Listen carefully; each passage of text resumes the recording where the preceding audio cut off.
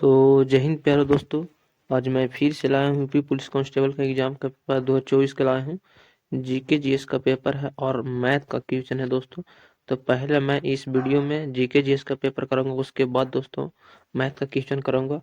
तो चलिए यहाँ से जीके जीएस का क्वेश्चन यूपी पुलिस कांस्टेबल के एग्जाम में पूछा गया क्वेश्चन है। तो चलिए यहाँ से क्वेश्चन स्टार्ट करता हूँ। अगर चैनल पर पहली बार हो तो चैनल को सब्सक्राइब जरूर कीजिएगा, जिससे आप लोग तक इस वीडियो का नोटिफिकेशन सबसे पहले पहुंचे। तो चलिए यहाँ से क्वेश्चन स्टार्ट होता है। पहला क्वेश्चन यहाँ पे देखिएगा है कि महात्मा गांधी के राजनीतिक गुरु कौन थे। तो महात्मा गांधी के राजनीतिक गुरु कौन थे? तो राइट ऑप्शन हो जाएगा गोपाल कृष्ण गोखले महात्मा गांधी के राजनीतिक गुरु थे, याद रखिएगा। महात्मा गांधी जी का जन्म 2 अक्टूबर 1869 को हुआ था, यह भी याद रखिएगा। महात्मा गांधी जी का मृत्यु 30 जनवरी 1948 को हुआ था, ये भी याद रखिएगा महात्मा गांधी जी के बारे में। और गोपाल कृष्ण गोखले के गुरु कौन थे? तो एमजी रनाल्डे थे, याद रखना। गोपाल कृष्ण गोखले के राजनीतिक गुरु एमजी रनाल्डे थे, याद रखना है। सुभाष चंद्र बोस के गुरु थे चित्तरंजन दास, याद रखना है। स्वामी स्वामी दयानंद सरस्वती के गुरु का नाम था बिरजानंद, याद रखिएगा। नेक्स्ट क्वेश्चन है दूसरा नंबर क्वेश्चन देखिएगा, यहाँ पे है कि बिजली के सबसे अच्छा चालक है। तो बिजली का सबसे अच्छा चालक राइट ऑप्शन हो जाएगा। बिजली का सबसे अच्छा चालक चांदी होता है, याद रखना है। बिजली का सबसे अच्छा चालक क्या है? तो चांदी होता है, जिसे चांदी का संकेत CAG होता है, याद रखना, जिसे सिल्वर भी कहा जाता है। तो बिजली का सबसे अच्छा चालक चांदी है, राइट ऑप्शन हो जाएगा चांदी। नेक्स्ट क्वेश्चन यहाँ से देखिएगा, इनके बारे में लिखा गया है कि सबसे अधिक तन्यता वाला धातु सोना होता है, याद रखना है। सबसे सफेद स्वर्ण सफेद स्वर्ण प्लेटिनियम को कहा जाता है, याद रखना। तो सबसे अधिक विद्युत का सर्वोत्तम चालक है चांदी, और सबसे अधिक तन्यता वाला धातु सोना होता है। सफेद स्वर्ण कहा जाता है, प्लेटिनियम को कहा जाता है, याद रखना। नेक्स्ट क्वेश्चन देखिए, यहाँ पर तीसरा नंबर क्वेश्चन है कि संयुक्त राष्ट्र संघ का मुख्यालय कहाँ है। तो संयुक्त राष्ट्र संघ का मुख्यालय दोस्त न्यूयॉर्क में है, याद रखना है। संयुक्त राष्ट्र संघ का मुख्यालय न्यूयॉर्क में है। इसके अलावा देखिए यहाँ पे लिखा गया है अंतर्राष्ट्रीय न्यायालय का मुख्यालय द हेग में है। अंतर्राष्ट्रीय न्यायालय का मुख्यालय द हेग में। अंतर्राष्ट्रीय श्रम संगठन का मुख्यालय जिनेवा में है। विश्व स्वास्थ्य संगठन का मुख्यालय जिनेवा में है। अंतर्राष्ट्रीय मुद्रा कोष का मुख्यालय वाशिंगटन में है। नेक्स्ट क्वेश्चन देखिए, यहाँ पर चौथा नंबर क्वेश्चन है। चौथा नंबर क्वेश्चन की क्षोभ मंडल की मोटाई में वृद्धि किस ऋतु में हो जाती है। ये क्वेश्चन बहुत बार पूछा गया दोस्तों कि क्षोभ मंडल की मोटाई में वृद्धि किस ऋतु में हो जाती है। तो राइट ऑप्शन हो जाएगा ग्रीष्म ऋतु में क्षोभ मंडल की मोटाई में वृद्धि हो जाता है, याद रखना है। क्षोभ मंडल दोस्तों वायुमंडल के सबसे निचली परत में पाई जाती है क्षोभ मंडल। इसके अलावा देखना है, यहाँ पे है,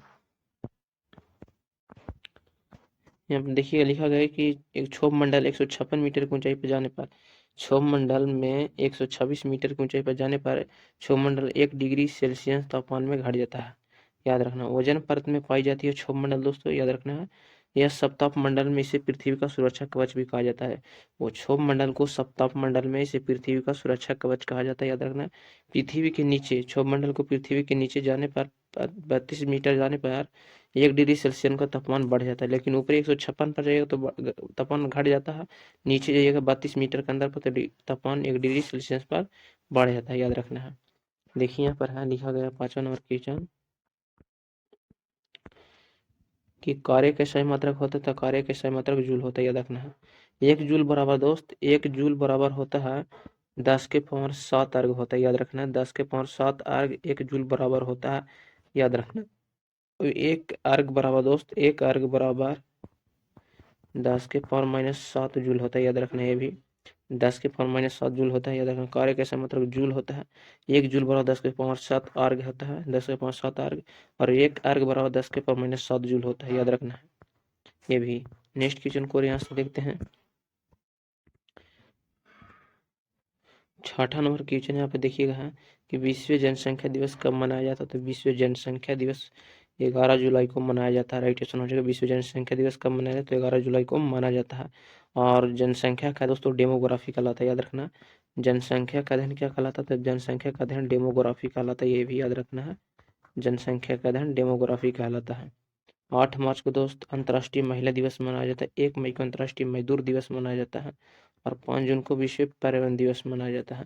तो राइट ऑप्शन हो जाएगा विश्व जनसंख्या दिवस 11 जुलाई को मनाया जाता है, और 8 मार्च को अंतर्राष्ट्रीय, 1 मई को मजदूर, और 5 जून को विश्व पर्यावरण दिवस, ये भी याद रखिएगा।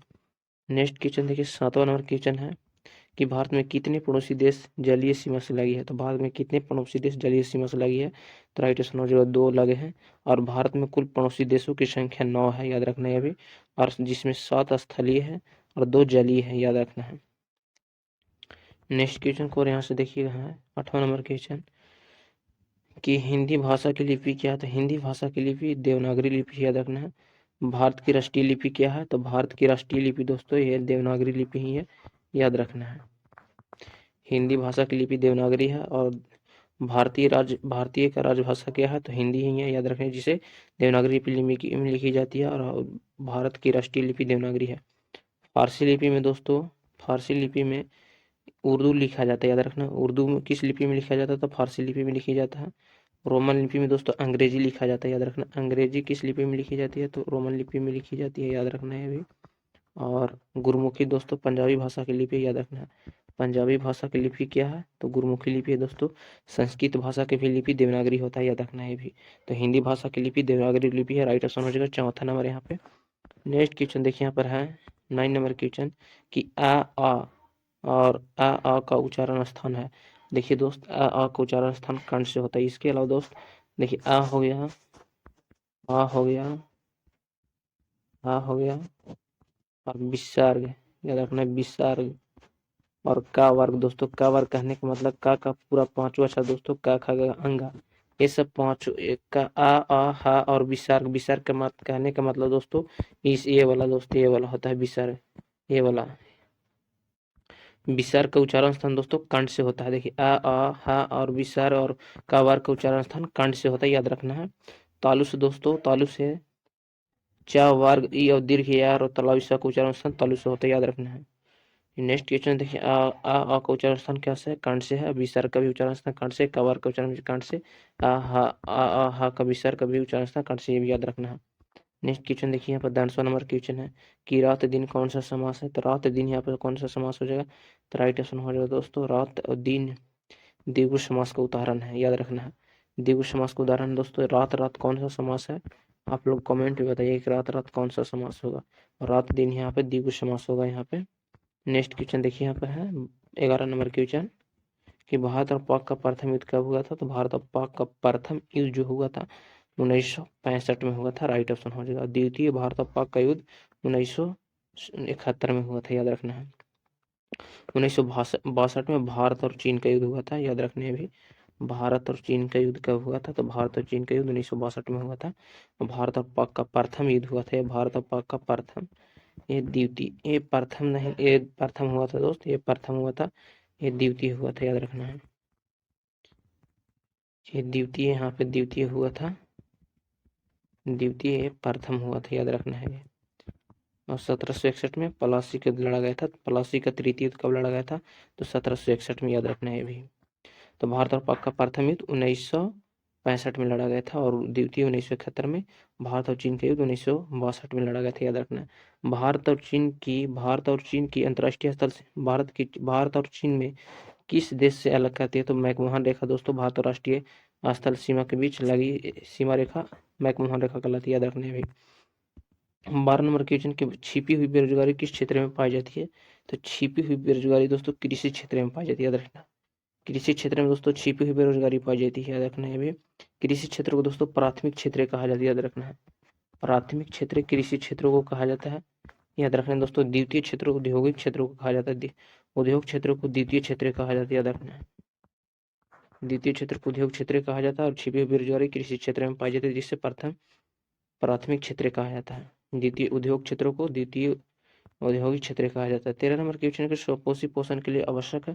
तो स्वपोषी पोषण के लिए दोस्तों कार्बन डाइऑक्साइड जिसका संकेत CO2 होता है, सूर्य का प्रकाश दोस्तों और क्लोरोफिल, ये तीनों का आवश्यकता होती है, याद रखना है। Carbon dioxide, Surya Prakash, chlorophyll, ये सब का स्वपोषी भोजन के लिए आवश्यक होता है, याद रखना है। नेक्स्ट क्वेश्चन देखना है यहाँ पे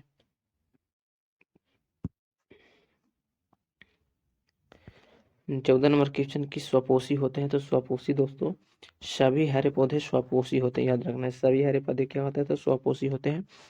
15 नंबर क्वेश्चन देखिएगा यहाँ पे है कि इनमें कौन प्रकाश संश्लेषण अंग है। तो इनमें कौन प्रकाश संश्लेषण अंग है, तो पतीय प्रकाश संश्लेषण अंग होता है। अंगक की बात की जाता है हरित लवक होता है। अंग की बात की जाए यहाँ पे प्रकाश संश्लेषण अंग है पति, अंगक है हरित लवक। अंगक क्या है, तो हरित लवक अंगक होता है। तो इनमें कौन प्रकाश संश्लेषण पति, अंगक है हरित लवक। नेक्स्ट क्वेश्चन देखिए यहाँ पर है 16 नंबर की, इनमें कौन सी क्रिया सभी जीवों के लिए अनिवार्य है। तो कौन सी क्रिया सभी जीवों के लिए अनिवार्य है, तो श्वसन दोस्तों सभी जीवों के लिए अनिवार्य होता है, याद रखना। इनमें कौन सी क्रिया सभी जीवों के लिए अनिवार्य है दोस्तों, श्वसन। ये इसमें सभी लगेगा दोस्तों कि सभी ऑप्शन होगा, लेकिन नहीं, यहाँ पे श्वसन सब राइट ऑप्शन हो जाएगा। इनमें कौन सी क्रिया सभी जीवों के लिए श्वसन राइट ऑप्शन हो जाएगा दूसरा। नेक्स्ट क्वेश्चन देखना यहाँ पे 17 नंबर क्वेश्चन कि मृतजीवी पौधा का उदाहरण है। तो मृतजीवी पौधा का उदाहरण अमरवेल का पौधा कहता है दोस्तों, मृतजीवी पौधा का उदाहरण याद रखना है। नेक्स्ट क्वेश्चन देखिए यहाँ पर 18 नंबर क्वेश्चन है कि दही बनने में कौन सी क्रिया होती है। तो दही बनने में दोस्तों किण्वन नामक क्रिया होती है, याद रखना है। दही बनने में कौन सा जीवाणु सहायता करता है, तो लैक्टोबैसिलस नामक कीटाणु दोस्तों दही को थक्का बनाने में सहायता होता है। दही के बनने में क्रिया किण्वन क्रिया होती है, याद रखना है। 19 नंबर क्वेश्चन यहाँ पर देखिएगा है शरीर में भोजन का पचना किस प्रकार की अभिक्रिया, तो शरीर में भोजन का पचना उपचयन अभिक्रिया है, याद रखना है। नेक्स्ट क्वेश्चन 20 नंबर यहाँ पर लास्ट क्वेश्चन है, उसके बाद मैथ का क्वेश्चन देखा जाएगा। 20 नंबर क्वेश्चन का राष्ट्रीय स्वयं संघ की स्थापना कब हुआ था, तो राष्ट्रीय स्वयं संघ की स्थापना 1925 में हुआ था, के.बी. हेगडेवार के द्वारा, याद रखना। 1885 में भारतीय राष्ट्रीय कांग्रेस का स्थापना हुआ था। 1875 में आर्य समाज का स्थापना, 1980 में भारतीय जनता पार्टी का स्थापना हुआ था। नेक्स्ट क्वेश्चन मैथ का क्वेश्चन यहाँ से देखिएगा। मैथ का क्वेश्चन पहले दिखा देता हूँ आप लोगों को। देखिए यहाँ पे ऐसा ऐसा मैथ का क्वेश्चन सेट किया हूँ जो एग्जाम में पूछा गया है, उसके बाद देखिएगा है दोस्तों। चलिए मैथ का क्वेश्चन स्टार्ट होता है यहाँ पे। पहले दोस्त बेसिक पर आधारित क्वेश्चन है मैथ का, उसके बाद है तो यहाँ पर देखिएगा पहला क्वेश्चन है मैथ का कि 60 रुपया का 20% कितना होता है। तो 60 रुपया का 20% कितना होता है, तो 60 रुपये का मतलब क्या होता है दोस्तों, तो का मतलब गुना होता है। यह पता होगा आप लोगों के कि का मतलब गुना होता है, याद रखना है। का मतलब क्या होता है, तो गुना होता है, ये भी आप लोग जानते ही होंगे। देखिए इसको सोल्व करते हैं। तो 60 रुपया का 20% कितना होता है होगा, तो 60 रुपया यहाँ पे लिख देंगे। 60 रुपये यहाँ पे सबसे पहले लिख देंगे। यहाँ पे का बोला है तो गुना लिख देंगे, 20% बोला है तो 20 लिख देंगे, बट्टा में यहाँ पे 100 लगा देंगे। एक जीरो से एक जीरो कैंसिल हो जाएगा, एक जीरो से कैंसिल, कितना आ जाएगा 6 दूनी 12। तो 60 रुपये का 20% 12 रुपये होगा, राइट ऑप्शन हो जाएगा पहला नंबर। इसी प्रकार नेक्स्ट क्वेश्चन देखिए यहाँ पर है कि 20 मीटर का 40% कितना मीटर होगा। तो 20 मीटर का 40% कितना मीटर होगा, तब देखिए 20 मीटर लिख दीजिएगा। यहाँ पर का मतलब होता है गुना, 40 बोला था यहाँ पे 40 लिख देंगे, 40 लेंगे। यहाँ पे प्रतिशत का मतलब 100 होता है, तो 100 लिख दें। यहाँ पे एक जीरो से एक जीरो कैंसिल कर देंगे यहाँ पे, तो बच जाएगा कितना, 4 दूनी हो जाएगा 8 मीटर। तो राइट ऑप्शन कौन सा हो जाएगा, चौथा नंबर राइट ऑप्शन हो जाएगा यहाँ पे। 20 मीटर का 40% 8 मीटर होगा। नेक्स्ट क्वेश्चन इसी प्रकार देखिएगा पर है, एग्जाम में बहुत बार पूछा गया एक क्वेश्चन। देखिए यहाँ पे जी आप करा रहे हैं यहाँ पे क्वेश्चन कि किसी छात्र को, यहाँ पे क्वेश्चन ध्यान से पढ़िएगा, किसी छात्र को 500 अंक वाली परीक्षा में 350 अंक प्राप्त होते हैं, तो उस छात्र को कितना प्रतिशत अंक प्राप्त होता है। तो किसी छात्र को 500 अंक वाली परीक्षा में 350 अंक प्राप्त होता है, तो उस छात्र को कितना प्रतिशत अंक प्राप्त होता है, प्रतिशत में यहाँ पूछ रहा है। तो कितना में दोस्तों, 500 में कितना अंक लाता है, 350 अंक लगता है। कितना में लाता है दोस्तों, 350। यहाँ पे कितना में लाता है, तो 500 में 350 लाता है, तो 350 लिख दें यहाँ पे। प्रतिशत बाटा का मतलब है दोस्तों, यहाँ पे प्रतिशत में पूछा था, हम प्रतिशत का मतलब 100 से हम गुना कर देंगे, एक जीरो से एक जीरो कैंसिल कर देंगे यहाँ पे, तो बच जाएगा 7×5 कितना हो जाएगा 35, 70 बार में कैंसिल हो जाएगा, तो कितना हो जाएगा 70% दोस्तों, राइट ऑप्शन हो जाएगा। यहाँ राइट ऑप्शन हो जाएगा 70%। 500 अंक वाली परीक्षा में 350 अंक कितना प्रतिशत, उस छात्र का कितना प्रतिशत होगा, तो 70%, राइट ऑप्शन हो जाएगा पहला नंबर। इसी तरह से नेक्स्ट क्वेश्चन यहाँ पे देखिएगा,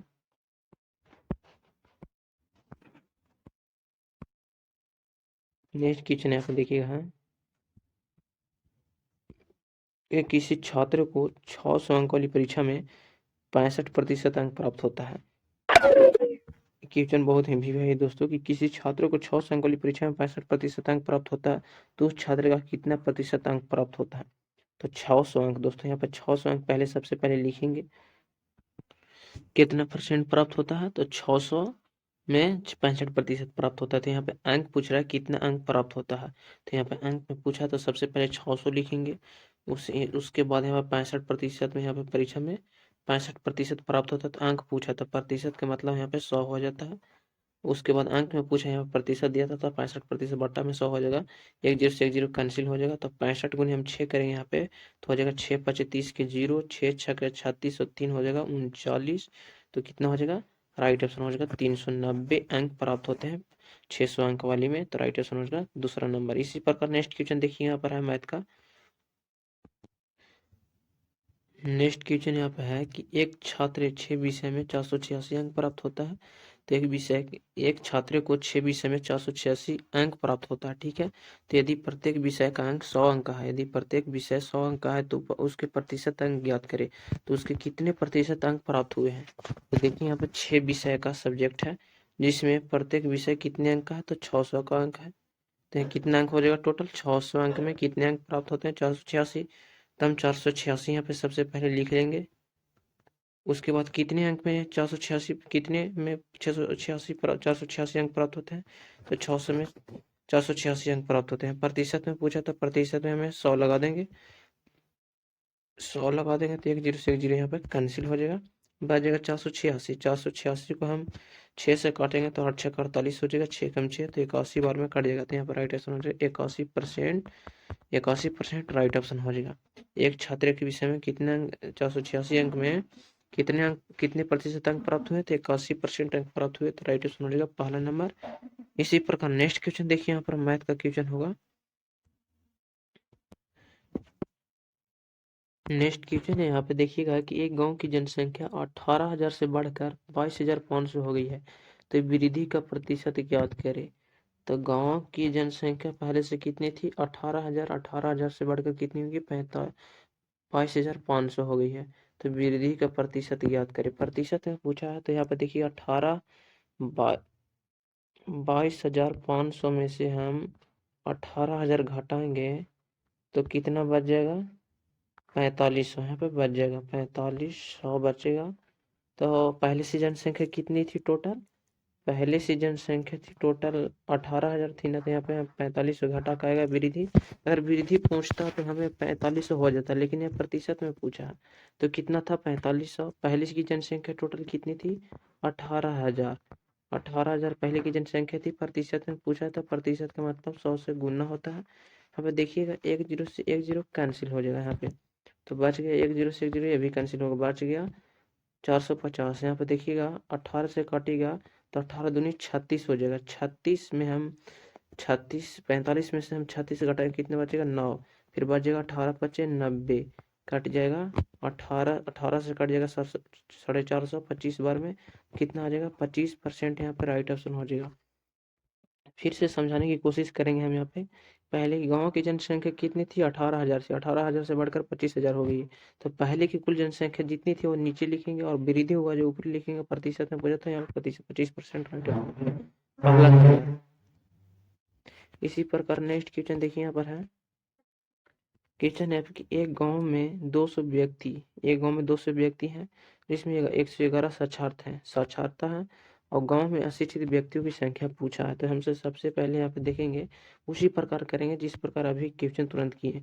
तो 200 व्यक्ति में कितने 200 व्यक्ति यहाँ पे लिख देंगे। तो उसमें कितने साक्षर हैं? यहाँ पे 111 शिक्षित लोग हैं। यहाँ पे एजुकेशन लोग हैं, एडिकेट लोग हैं 111। यहाँ पे अशिक्षित लोग कितने हैं?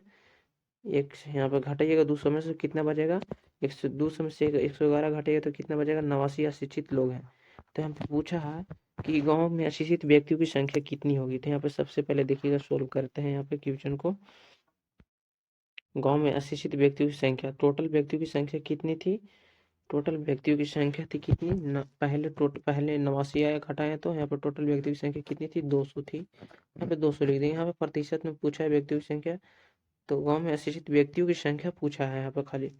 तो राइट ऑप्शन हो जाएगा। नहीं दोस्त, प्रतिशत में पूछेगा। यहाँ पर प्रतिशत छूट गया। प्रतिशत में अशिक्षित व्यक्तियों की संख्या कितनी है? प्रतिशत यहाँ प्रतिशत दिया हुआ है तो प्रतिशत में अशिक्षित व्यक्तियों की संख्या कितनी होगी? तो यहाँ पर 100 लिख देंगे।